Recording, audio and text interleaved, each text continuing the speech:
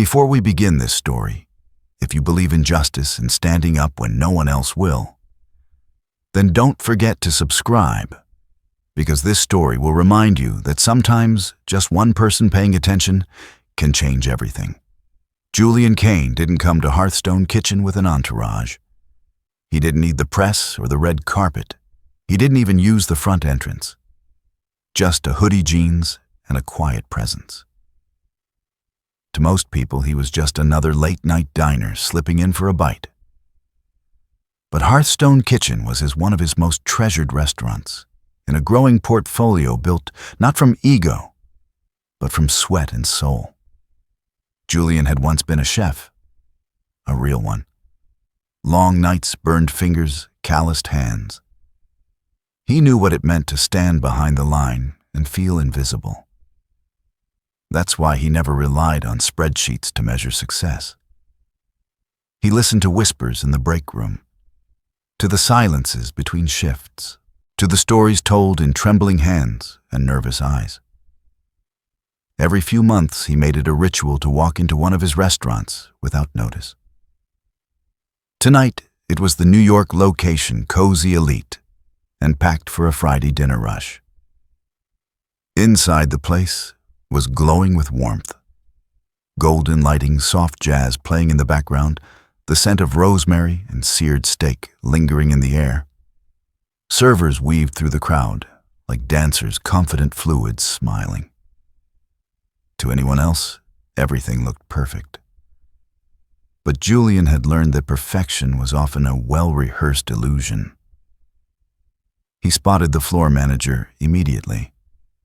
A tall man in a pressed charcoal shirt, arms folded tight, standing near the wine racks like a sentry guarding a vault. He didn't watch the room, he controlled it. With his eyes, his posture, with that slow, calculated sweep of his gaze. Julian didn't react. He simply moved past him, heading toward the bar. And that's when he heard it. Faint, almost buried beneath the clatter of cutlery and the hum of conversation. A sound that didn't belong. Someone was crying, not sobbing, not loud, just breaking. The kind of cry that squeezes out between breaths when you're doing everything you can not to fall apart. Julian's footsteps slowed. He glanced toward the hallway that led to the back past the kitchen toward the employee lockers and break room. The sound was clearer now. He stepped closer. The door was slightly ajar, and through the narrow gap, he saw her. A young woman, early 20s maybe. Curly, dark hair pulled into a tight bun, her back hunched over a metal prep table. Her fingers gripped the edge like she was holding herself upright through sheer force of will. Beside her stood a fellow server, a young man. His voice was low, urgent, almost pleading.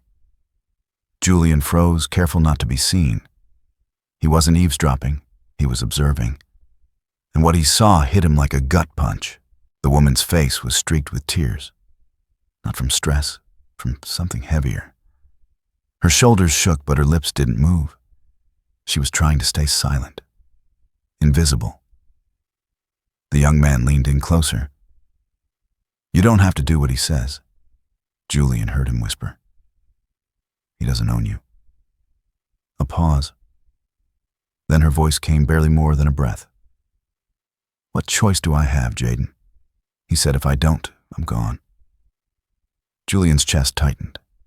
This wasn't about a rude customer or a missed order. This was deeper, and he wasn't leaving until he knew exactly what was happening. He pulled back, walked calmly toward the bar, and took a seat. To anyone watching, he was just another guest, waiting for a drink. But inside, Julian's mind was already racing. The girl in the break room wasn't just upset. She was scared. And someone inside his restaurant had put that fear in her. Someone under his roof. He reached for the glass of water the bartender placed in front of him, his fingers tightening around it as he replayed her words in his head. "If I don't do what he says, I'm gone." The kind of sentence that told you everything and nothing at the same time. Julian looked up, his gaze scanning the floor until it landed on the manager in the charcoal shirt still standing at his post, like a general surveying his troops. There was no doubt. Something was very, very wrong. And it started with him. Julian didn't move right away.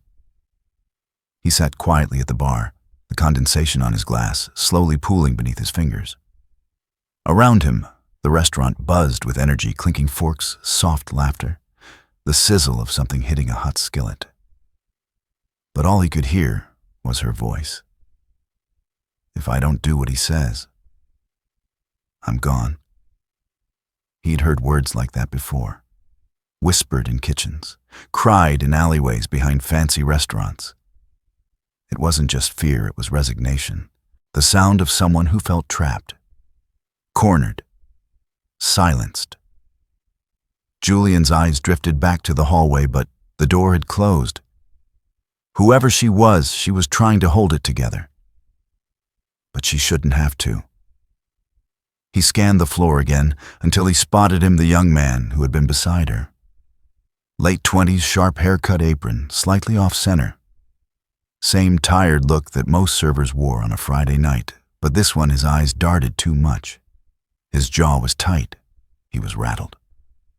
Julian stood up from the bar and walked casually toward the back server station where the young man was restacking clean plates.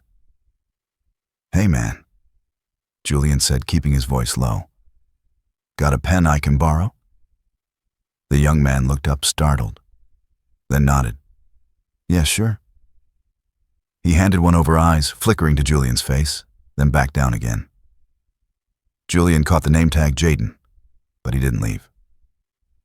"Appreciate it," Julian said. He paused, then added gently, "Your friend, the girl from the break room, she okay?" Jaden stiffened. His hand paused mid-motion, holding a dessert spoon. "She's fine," he said too quickly. Julian tilted his head. "Doesn't look fine." Jaden swallowed hard. His eyes flicked toward the front of the restaurant, toward the man in the charcoal shirt, then dropped to the floor. Julian recognized that look. Fear mixed with loyalty.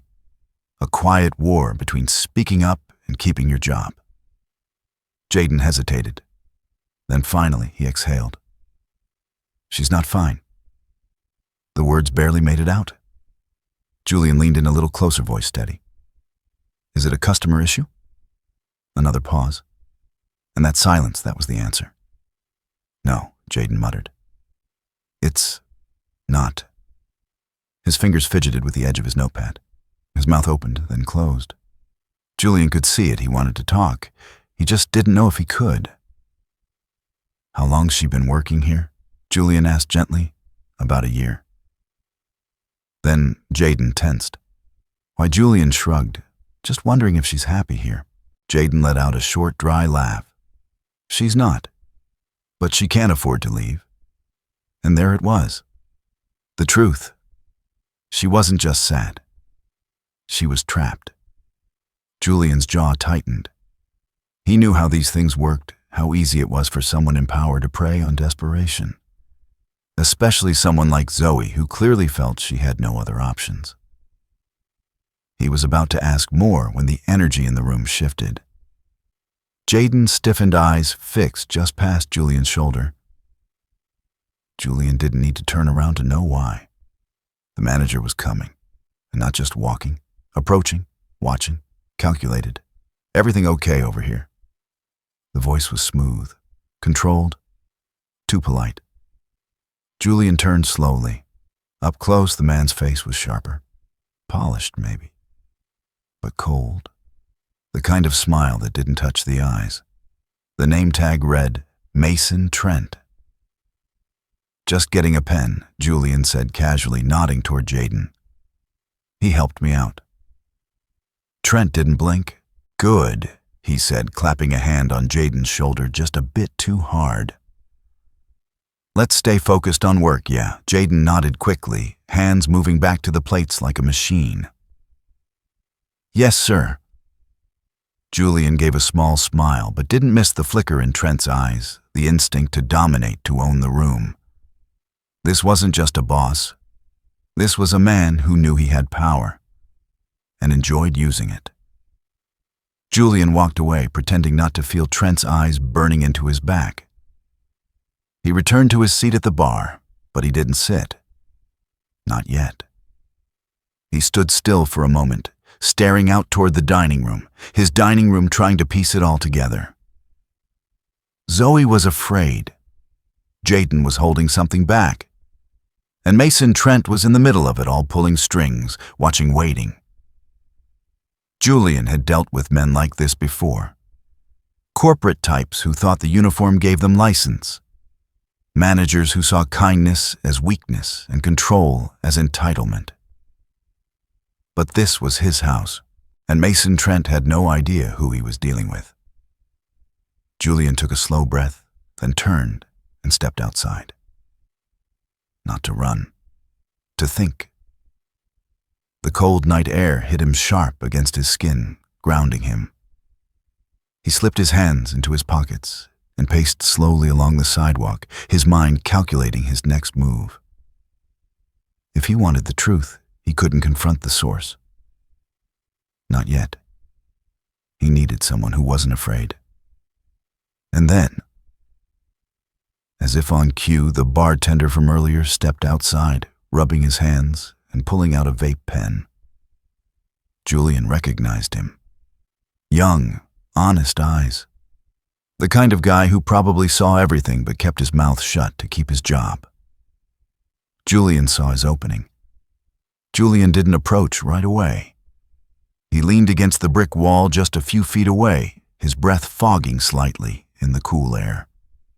Eli the bartender stood under the edge of the awning, phone in one hand, vape in the other, scrolling with absent-minded swipes. Julian waited until the moment felt natural. "Long night?" he asked casually. Eli looked up, startled at first. Then he nodded, letting out a breathy chuckle. "Fridays, man. Always nuts." Julian offered a small smile and shifted next to him just enough to seem like a fellow employee blowing off steam. "Place seems to run tight," Julian said. "I mean, I've worked a few restaurants, but this one..." Eli glanced at him. "Yeah, Hearthstone's no joke. Chef's amazing. Food's tight. But the rest..." He trailed off, tapping the ash from his vape. Julian let the silence stretch. Then softly, "Your manager, Mason Trent. What's he like?" Eli blinked. That flicker, that pause told Julian everything. He's, Eli's voice dropped. "Strict." Julian tilted his head. Normal, strict, or something else. Eli looked around, then leaned in slightly. "He likes things his way. Runs the floor like a drill sergeant. Nobody questions him." Another pause. Then Eli's eyes dropped. "But it's not just that." Julian didn't push. He waited. Eli glanced toward the restaurant, then lowered his voice to a whisper. "He makes Zoe stay late." Julian's stomach turned. "Alone," Eli nodded. "Every Friday. Sometimes other nights too." His voice tightened. And the way he talks to her, it's like she owes him something. You can feel it. The way she tenses up when he calls her into his office, like she's bracing for something. Julian clenched his jaw. "I've seen that look before." Eli said, eyes distant. "Back when I worked in a place in Jersey, manager there used to corner this hostess, same vibe. She quit eventually. Disappeared. No one talked about it." Julian exhaled slowly, grounding himself. He had hoped it wasn't what he feared. But it was. A predator in a suit, hidden behind policy and power. "She ever say anything?" Julian asked. Eli shook his head. "She doesn't have to." And that was the worst part. Everyone saw it. No one did anything. Because when someone like Mason Trent ran the floor, silence was the cost of survival. "Thanks for telling me," Julian said quietly. You're a good guy, Eli. Eli gave a half-smile, unsure of what to make of that. Julian turned toward the restaurant, the golden glow spilling out from the windows, now feeling tainted. Zoe was still in there, still working, still carrying that weight. And Mason, still walking those floors like a king among pawns. Julian's hands slid into his pockets. His thumb brushed against the edge of his leather wallet. Inside was his ID, his ownership badge, proof of who he really was. He wasn't just a curious customer. He was the man who built this place. And this wasn't just an uncomfortable work environment. This was abuse. And it stopped tonight. He turned and walked back inside. The restaurant had quieted. The dinner rush was winding down. The crowd had thinned, the servers moved slower, the clink of glasses now less frequent. Julian's gaze swept the room. There she was, Zoe, standing by table 12, pouring water into a glass with steady hands and a hollow expression. Her voice was polite, robotic, too calm for someone carrying that much inside. Julian approached slowly, not wanting to startle her. "Excuse me," he said gently, just loud enough for the customer to hear. "I need to speak with you." For a moment. Zoe looked up, eyes wide. I'm with a customer, sir." The woman at the table frowned. "She's helping me. You can wait." But Julian didn't look away. "It's important." Zoe hesitated, glancing at the woman, then back at Julian. She nodded, set the carafe down, and stepped aside. They walked a few feet away toward the edge of the room near the bar. Julian kept his voice low. "I know," he said. "You don't have to explain. I just need you to know you're not alone." Zoe blinked. Her breath caught. Her lips trembled, but she forced a smile. "I don't know what you mean." Julian didn't press. "Mason, Trent, the late nights, the way he speaks to you?" Her eyes dropped, fists clenched at her sides. "I can't," she whispered. "You can," Julian replied softly. "And you will. Because I promise you, he's not untouchable." A shadow shifted beside them. Mason had arrived, and he had heard just enough. "Is there a problem here?" Mason's voice was smooth, too smooth. The kind of tone that wore a polite mask, but hid a threat underneath. Zoe flinched at the sound. Julian noticed. So did Mason. Julian didn't turn to face him right away. He kept his eyes on Zoe, watching her shoulders rise, then shrink, her hands twisting the hem of her apron. That reaction told him everything. She was afraid of him. Julian turned slowly. "Just having a conversation," he said, voice calm. Mason's smile stayed fixed, but his eyes had gone colder. "Well, Zoe has a job to do," he said. "She doesn't have time for private discussions." The word private hit the air like a warning. Zoe flinched again, and that was all the confirmation Julian needed. His posture shifted, slightly, but with intention. He squared his shoulders, his presence suddenly sharper, more solid. He reached into his back pocket. "Actually," Julian said, "I think we should have a conversation. Right now."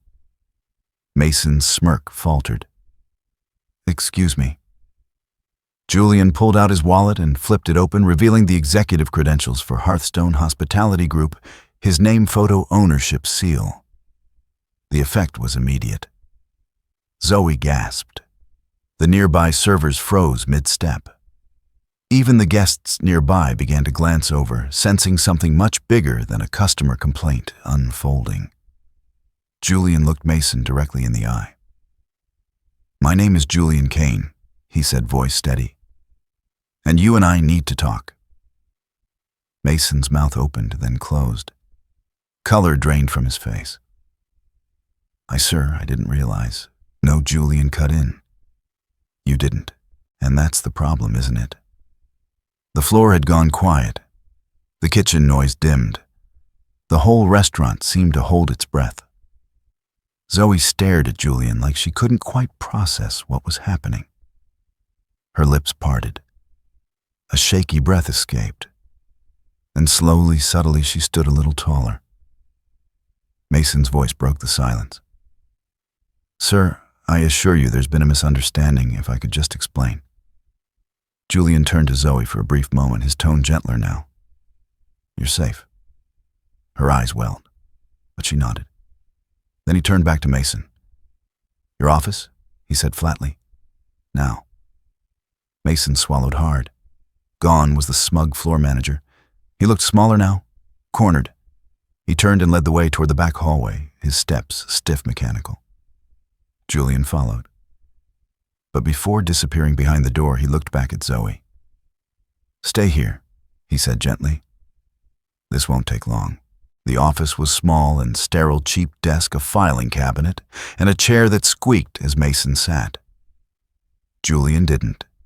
He remained standing, both hands braced on the edge of the desk, towering over the man who had spent the night controlling everyone else.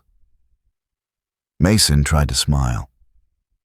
"I have to say, sir, I didn't expect to see you tonight. Bit unusual for the owner to visit unannounced." Julian's eyes narrowed. "You know what else is unusual?" He leaned in, voice dropping. "A manager abusing his power to intimidate staff." Mason stiffened. "I don't know what you're implying, but I know what you've been doing." Julian's voice cut through the air like a blade.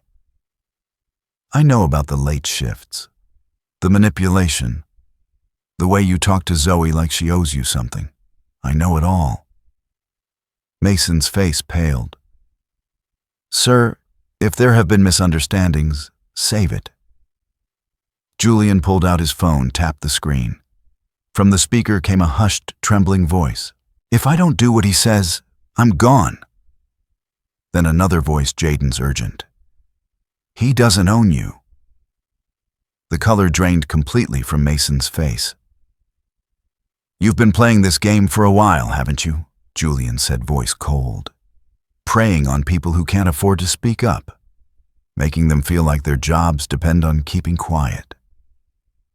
Mason's hands began to shake. "Please, I can explain." "No, you can't." Julian picked up his phone again, this time dialing a number. "Human Resources," he said simply, loud enough for Mason to hear. He glanced back at the man one last time. "You're done." Mason didn't move, couldn't speak, because in that moment his power, his entire illusion of control, had shattered. And Julian, he wasn't finished. The door opened and Julian walked back into the dining room, his steps calm, steady. The entire staff looked up. Zoe, Jaden, Eli, others, whose names he didn't yet know. All of them waiting. Julian paused and then looked straight at Zoe. "He's gone," he said quietly. "You're safe." Zoe's eyes flooded with relief. Her breath caught, and for the first time all night, her shoulders relaxed. The silence inside the restaurant wasn't uncomfortable. It was reverent. Zoe stood there, her eyes wide, her hands still trembling slightly at her sides. The other servers, once frozen mid-task, slowly gathered closer, like survivors emerging after a storm. Julian looked around the room. Jaden was near the drink station, still gripping the same stack of coasters he hadn't moved in 5 minutes.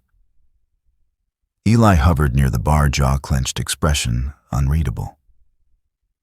A hostess leaned against the wall, arms, folded tight, lips pressed into a line. They were all waiting to see what came next. Julian took a slow breath. "You've all been working under someone who didn't deserve his position," he said. "That changes now." The words hung in the air. Zoe blinked, her throat working. She began, then stopped. Julian gave her time. She tried again, voice thin and cracking. "I don't want anyone else to go through this." She looked up at him, then really looked. Not here. not anywhere. Julian nodded. And they won't, he said. He turned to the rest of the staff, his voice steady but filled with something new conviction. This isn't just about replacing a manager, he said. This is about rebuilding the culture. Because what I've seen tonight, that's not how a team should live. They watched him in silence. Then Jaden stepped forward. Sir. He hesitated. Julian met his eyes. Speak freely. Jaden's voice steadied. I don't mean to overstep, but this place didn't feel safe even before Mason. The pressure, the way people are told to stay silent, to just deal with it. He exhaled. It's bigger than just one guy. Eli nodded behind him. Yeah, we all knew something was wrong. We just figured nothing would ever change. A soft murmur of agreement rippled through the group. Zoe looked down. I wanted to leave so many times, she whispered, but I couldn't afford to. And I thought, maybe this was just normal. Julian's jaw tightened. This was why he came undercover. Not for spreadsheets, not for Yelp reviews, not to check if the tables were being cleared fast enough. But for this, to see the things no report would ever show, to feel what the data couldn't. He looked at all of them. That stops today. They stood still waiting. I don't just want to fix Hearthstone, he continued. I want to fix how we lead, how we listen. That means transparency. That means trust. That means if something is wrong, you speak up. Zoe still looked uncertain. And if we do, she asked softly, will anyone actually listen? Julian didn't hesitate. I will. She studied him for a long moment. Then finally she nodded. And for the first time since he'd walked in that night, she looked like she believed it. An hour later, the restaurant had closed for the night. No more guests, no more music, just quiet. Julian sat in his car across the street, engine off, watching through the windshield as the last of the staff finished up inside. The lights dimmed one by one. Then the front doors opened. Zoe stepped out first. Jaden followed, then Eli. The three of them walked side by side down the sidewalk, their jackets zipped, their voices low and relaxed. They looked lighter, like something had shifted, like something heavy had finally lifted off their backs. Julian leaned back in his seat.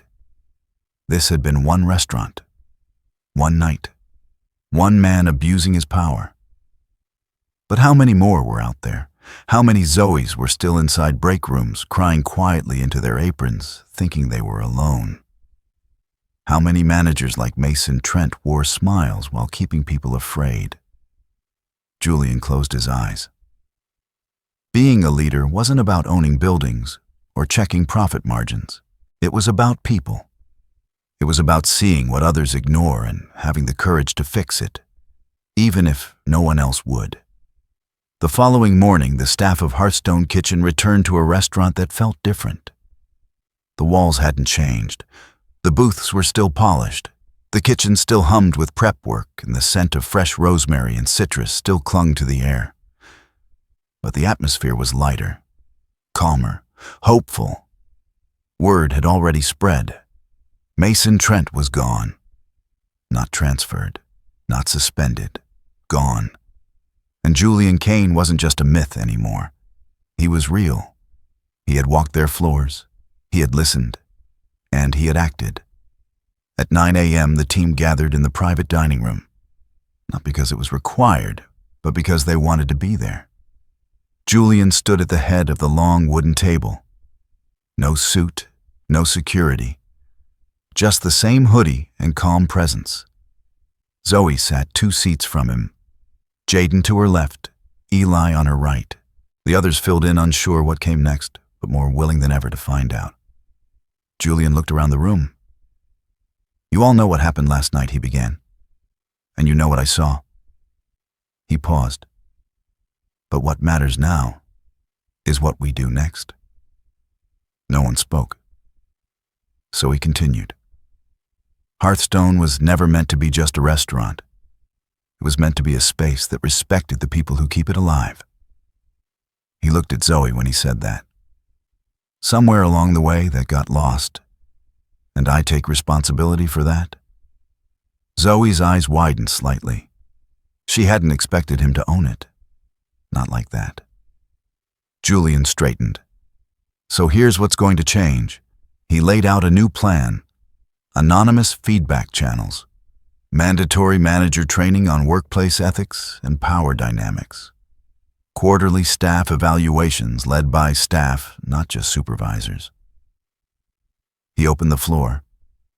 Any of you want to add something, he said, you can. Right here. No filter. The silence that followed wasn't awkward. It was uncertain, raw. Then a voice spoke. Zoe. Quiet but clear. We need more women in leadership, she said. Julian nodded. Agreed. And she hesitated. Maybe someone like me could help build that A beat of silence. Then Eli let out a quiet, supportive, yeah. Jaden added, you'd be good at that. Zoe looked surprised. Julian smiled. I think you'd be excellent. Her throat tightened, but she nodded. Not out of fear, out of conviction. The meeting ended without a round of applause or a dramatic speech. But when the team walked out, something had changed in all of them. They had been heard and seen. And Zoe Carter. She wasn't just a waitress anymore. She was a woman who had faced something dark and helped tear it down. That evening, Julian sat in the back of the restaurant, not as the owner, not as a shadow, just as himself. He watched as Zoe trained a new hostess with calm confidence. He saw Jaden actually laugh at a joke a chef made. He caught Eli behind the bar, spinning a glass in one hand, like he was proud to be there. This was what it was supposed to be. Not perfect, but honest. Safe. Whole. Julian leaned back in his seat, sipping his water eyes on the staff he had once only known through reports and spreadsheets. And he thought, leadership isn't control, it's accountability. And if even one person in power chooses to listen, that can be enough to start the change. If you've ever felt trapped under someone's control, or seen someone suffer in silence, remember this, you don't have to stay quiet. And if you do speak up, someone out there will listen.